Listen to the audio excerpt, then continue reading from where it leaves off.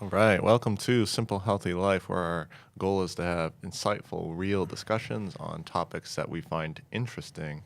And today, MJ, I was hoping to talk a little bit about building anything, just building, teamwork, leadership, right? And how all of these can be kind of like combined into, um, one thing to, I suppose, achieve, right? And so when it comes to leadership, I know that you've done you've had your role in corporate America, and so maybe just a little introduction on that history for people who may not know.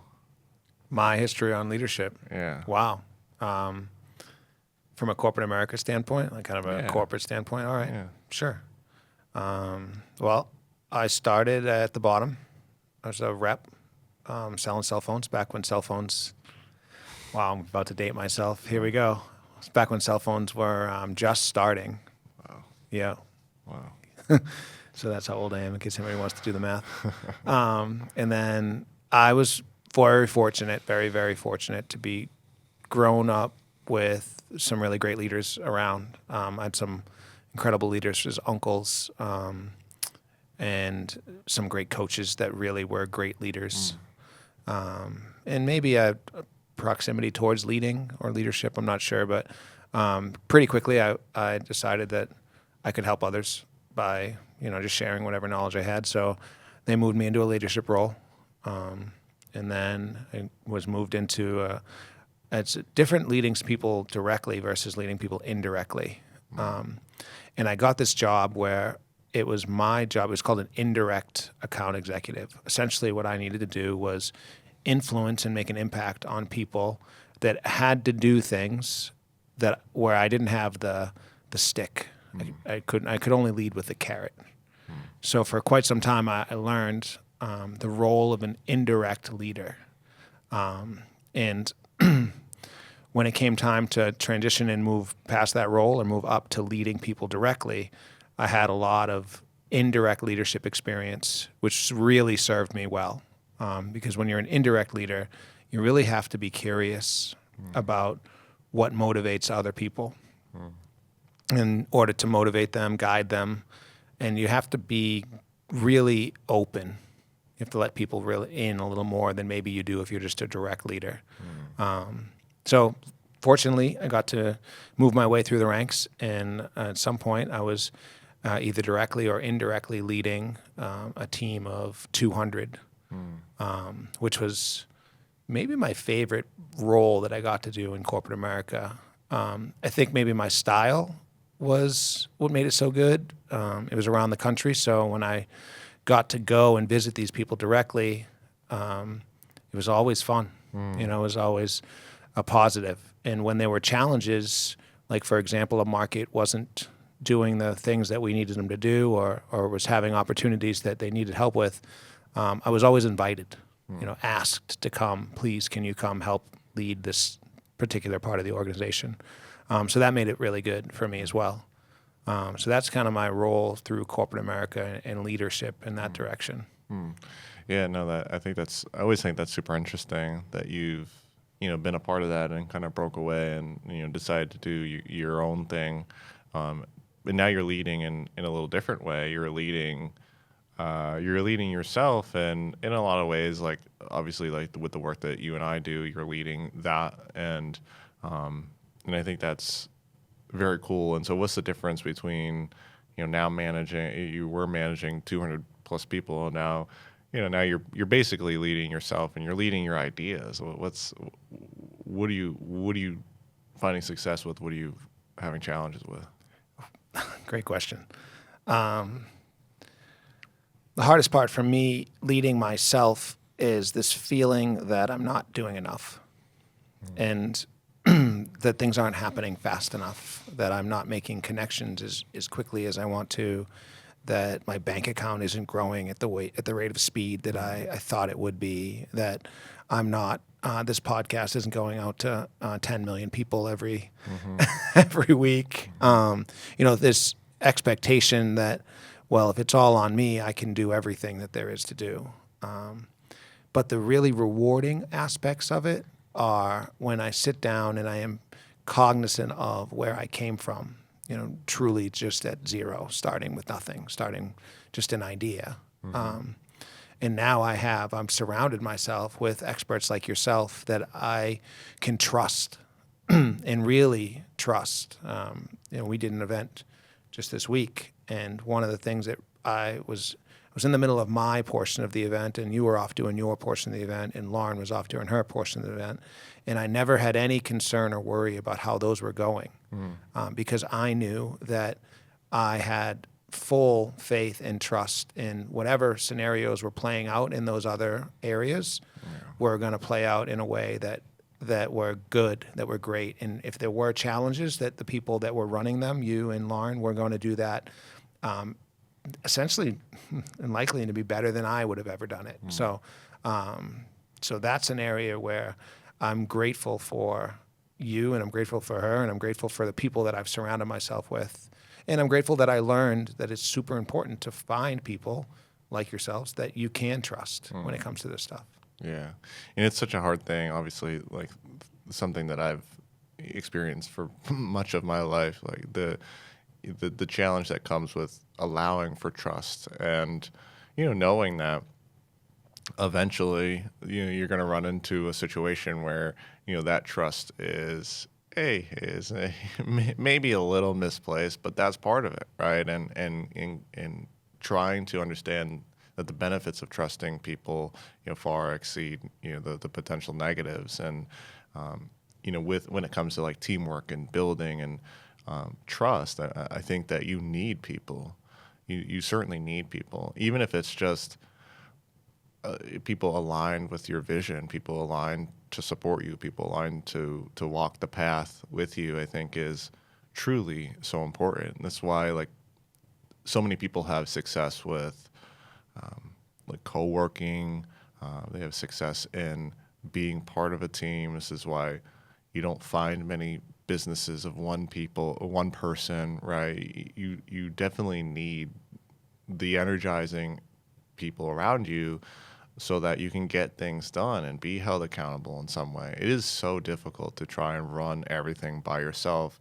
And that might not even be logistically. Like I think we could probably logistically manage most things on our own, but there's so much more than just having a mule for work, right? Like that's not what it means to be part of a team. And you had mentioned this, that one of your previous supervisors had said, your job as a manager is to manage tasks and to lead people, right? And not to manage people and lead tasks or something along those lines, right? And so, I think it reigns true that you certainly need people around for more than just being your donkey or your mule to get stuff done, right? You need people around to keep you in balance, keep you checked, keep you honest in some way. And I think that goes a long way towards building something.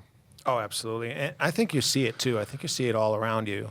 And you'll see good and bad examples of it when you're in a room with people that truly trust each other. And it's not just one person dictating how this is going to go. The results speak for themselves. I mean, when I was probably in my favorite role, my boss was someone who took feedback just as easily as he gave it. And I feel as though I'm grateful to have learned that skill, because it is a skill. Taking feedback is something that we all should learn how to do. But when that started to happen and we started to really trust each other, that's when in my role, it was a very numbers-based role. The numbers across the country were either here or they weren't. That's when we would never miss. We would because we could sit together in a room, trust each other enough to do what we needed to get done, and then disseminate and lead the people that needed to be led in order to show them how to do the things that we need them to do. Yeah. And I know it's funny, my wife now is really trying to transition herself from someone that she's Mrs. Do Everything, and she's great at it. I will say that, and she listens to this podcast regularly. So babe, good work. But she does. She's Mrs. Do Everything. What she's learning now is that as she begins to trust people, the jobs are still getting done, and she's chosen the right people to trust because the jobs are getting done just as well, if not better. I mean, just as well. Nice. As that she could do it, and which is allowing her more time to do more different new things. So she's getting more time than she ever thought that she would have. And I think everybody can really take that to heart and take a second and think about areas in our lives where if we did have a little more trust, we could accomplish more. What's some ways that I'm going to just kind of put you on the spot here? I know that in your business for Nurtured Nutrition, you just hired a new dietitian, right? Yeah. What was that like for you, expanding your business and bringing on people that essentially are going to have to do the work that you need them to do? Yeah, no, that's so we hired someone I don't know, maybe a year ago. I don't even really remember. It's been a little while, so I wouldn't call it like new, but I have news on that front. So I'll start with the question. So yeah, it's always challenging, especially with Alicia, my wife. She spearheaded that business. She started it, and it was her baby, and then became our baby. And trying to find someone who can send a message in the way that we want to send is very challenging, right? And so we actually ended up going with someone who we had previously known, like a friend an old friend from college, and she applied and said, would love to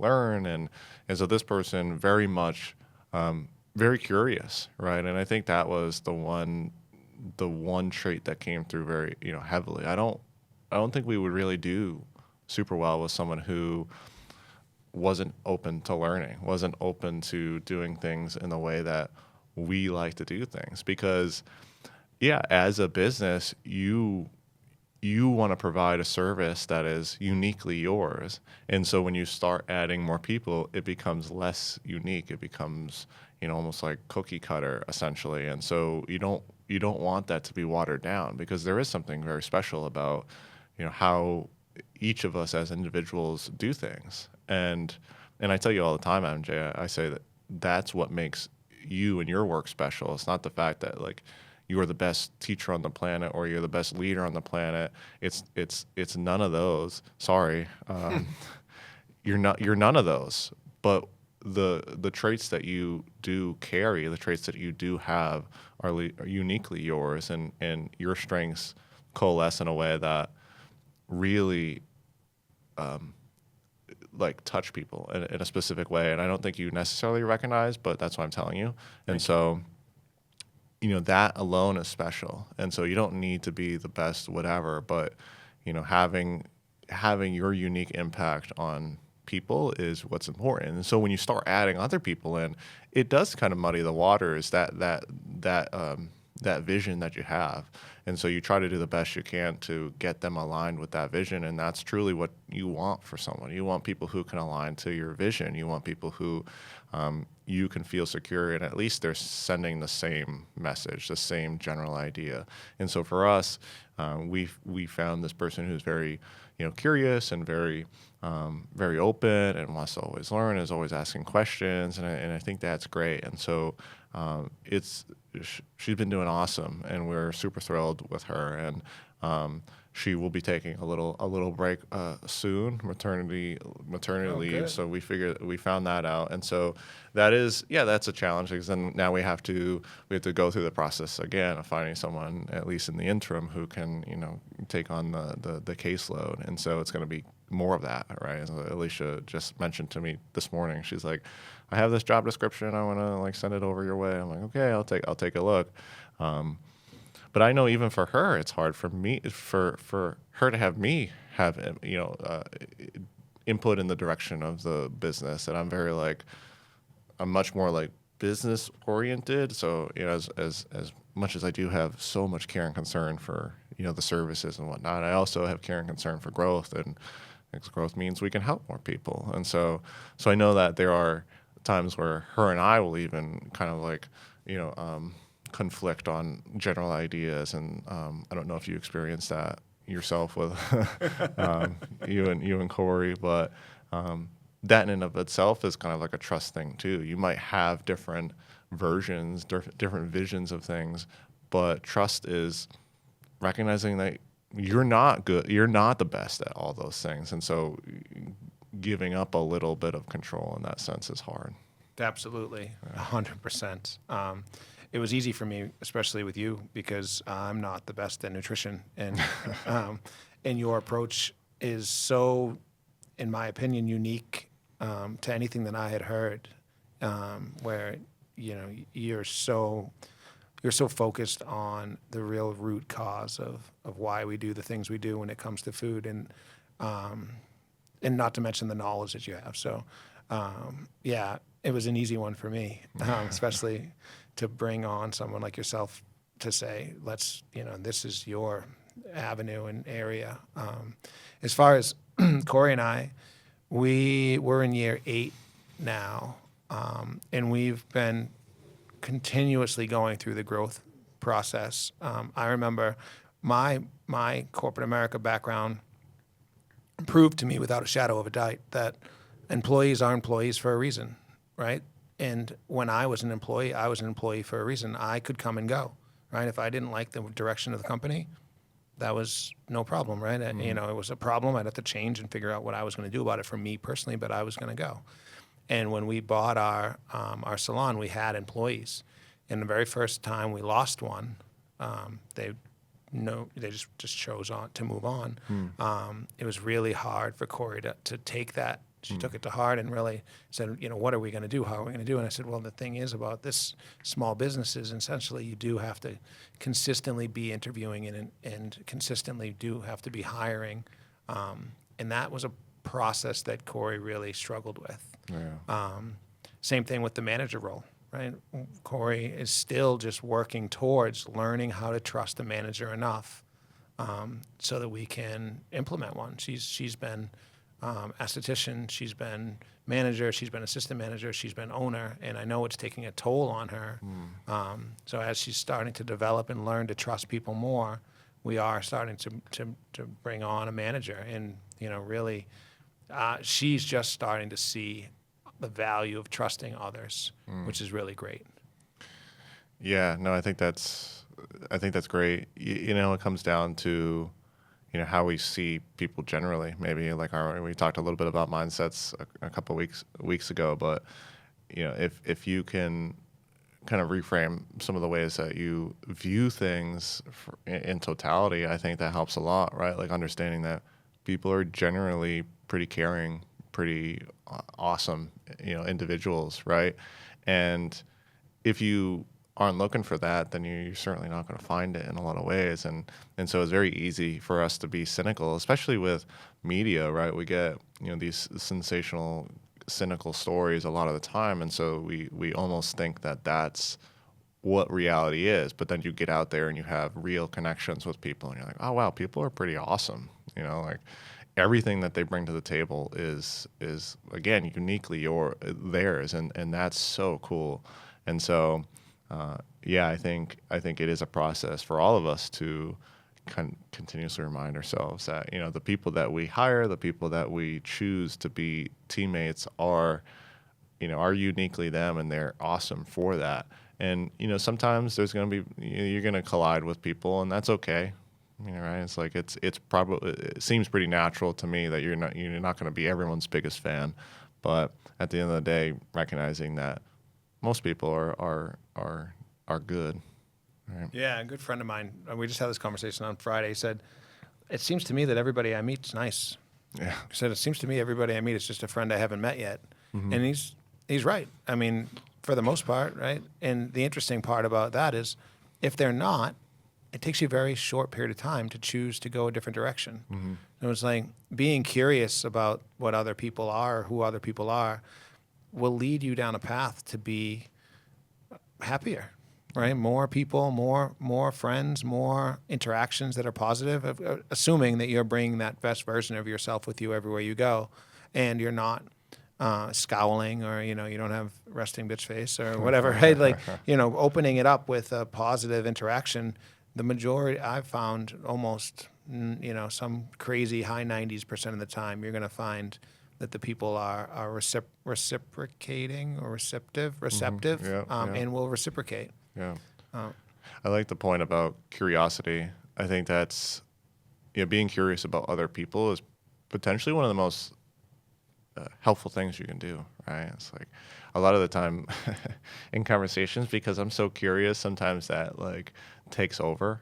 So I'm like talking with people, but mostly it's me just asking them questions and like really diving deeper and deeper and deeper and deeper. And I just love it, because to understand someone is such a it's such a great thing. And part of what I love about what I do is I just get to do that. I get to understand people, and I get to, in the process of me genuinely being curious and caring, they can understand a little bit more about themselves. And so I don't necessarily even have to do much. I just have to kind of ask them about why they approach things, who they are, how they view things, what their thoughts are kind of like.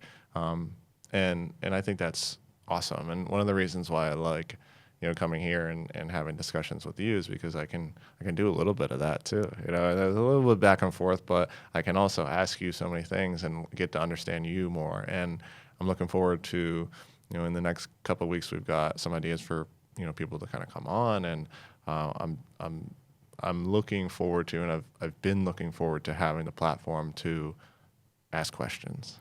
Yeah, that's so funny that we're on the same wavelength today, because you had asked me earlier, who should we bring on to this podcast? Yeah. And I didn't have a great answer. I was thinking of people that were really great in their field that I know. But then we decided, of course, to do a top podcast of talking about leadership and curiosity and the things that we're talking about today. And there's a gentleman out there, his name's Dr. Chris Jones. He wrote a book called Seeing, SEEING, to lead, support, empower, engage. And he's one of the greater leaders that I've got to meet. And when you talk to him, you realize that what it takes to be a good leader. And so much so that he wrote a book on it, which I'm really grateful for, and because it helped me tremendously. A lot of times when someone's an expert in their field, they have the ability to make the topic seem so easy. And that's what he has done with leadership. He really broke it down to support, empower, engage. And when you read the book and you talk to him, you think everybody could be a good leader. Everybody should be a good leader. But our own fear creeps in, our own worry creeps in, and we don't want to trust people because we're afraid that it won't work the way we want it to, or we lose that authenticity around whatever we're trying to accomplish. So that was a long way to say it. Chris, if you're listening, we'd love to have you on the podcast. In fact, I'm sending you this copy, so you better listen. Please listen. That's one of the people I'd love to have on. And I'd love to hear you talk and ask him some questions. Yeah. I think it'll be good to get some different inputs. And yeah, I mean, I truly think one of the most important traits that one can possess is curiosity, right? And when you're curious, you can't be judgmental. And a lot of the times, that's what we talk about with mindfulness. Mindfulness, in essence, is curiosity, right? It's paying attention without judgment. It's just learning. It's seeing how you operate, whether that's with like, hunger fullness cues, whether that's with like the foods that you eat, how does it impact me, whether that's with the people you interact with, where are they from, what are they like. I think curiosity leads itself to just a greater quality of life, because you're not stuck in this kind of like judgmental comparison kind of mode. And when you start to learn about other people, you understand that, man, everyone is so different in how they operate life, and it doesn't make it wrong, right? We have, like, unfortunately, a lot of the media captures this, like, again, this sensational kind of like very cynical view of people and like the divisiveness. Yet when you like actually talk with people in a curious way, you get to understand that, one, we are more alike than we are different, but then the differences are so beautiful, man. And it's so cool to see how people live their life and again, doesn't make it wrong or right. It just makes it them. And that's what I find super interesting. Yeah, I think we should all take that away. And when we're feeling down or feeling that we're not, we watch too much TV and we're seeing that we're not the people on the television or whatever we think maybe their life really is, just go back to the fact that we're all so incredibly uniquely different. And it's something we told the kids the other day, right? Like, nobody knows what's going on in your head. You know, we can read it on your face a little. We can use body language cues, and your actions will certainly speak. But essentially, nobody really knows. So if you're dealing with or working through or being affected by negative, essentially that's your own personal challenge that nobody knows about. So if we could offer anybody the opportunity to realize that you can change that, I think that's a large part of what you do with your nutrition help, and what I do when it comes to mindset. Speaking on mindset, you know, that's something that hopefully at least our listeners have taken away over time, that we're all so different and we all have the ability to be the best version of ourselves. And the only people that know whether that's true or not are us internally. Right. Right. No, well said. Well said. And we'll kind of leave that as the takeaway. Be curious. Interact with people in meaningful ways. Trust people. And that's how you can build, right? And I think, you know, we demonstrated that the other day as we put a big event into action. We required a lot of trust. We required a lot of communication. We required curiosity, and the building happened almost kind of naturally, and that's the beautiful thing. So yeah, we are on Spotify and other podcast platforms. Please check us out, leave us a comment, provide some input to us. We would love to hear it. If you're interested in hopping on the show, please by all means send in a formal application. But we'll catch you next time.